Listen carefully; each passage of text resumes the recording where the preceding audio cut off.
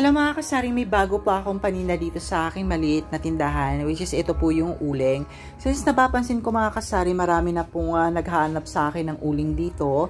Napag-isipan ko na try ko kayang magbenta ng uling. Kasi sa totoo lang po mga kasari, hindi po talaga ako nagtitinda ng uling kasi feeling ko hassle po.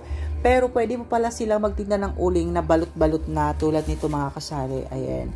So sa isang balot mga kasari, meron po akong piso. Bali, depende po yan sa dami ng laman ng mga kasari sako. So ito po, ang laman nito is worth 600 pesos mga kasari. Kaya 600 po ang binayaran ko sa kanya. Tapos not bad na rin po mga kasari kasi sa 600 pesos na po na yun, meron na po akong net income na 220 pesos mga kasari. Tapos eto naman po yung asukal, pati po yung itong ating mantika mga kasari. Ayan. So fast moving items po yan mga kasari dito. Mabenta po yung mga tingi-tingi lalo na po dito sa lugar ko. Ayan, ito po yung usually hinahanap ng mga customer tuwing umaga, tanghali at gabi. Lalo-lalo na po pag nagluluto na po sila kasi ito po yung afford nila. Yung tagli 5 pisong mantika at tagli 5 pisong asukal.